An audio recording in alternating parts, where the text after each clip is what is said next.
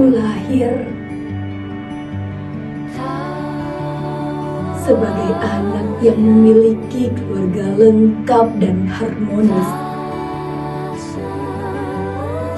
yang menjadikan sebuah tampilan watermark dalam pikiranku. Tak banyak inginku, ku hanya ingin berada dalam sebuah atap yang berisi keluarga lengkapku, bersama bapak, ibu,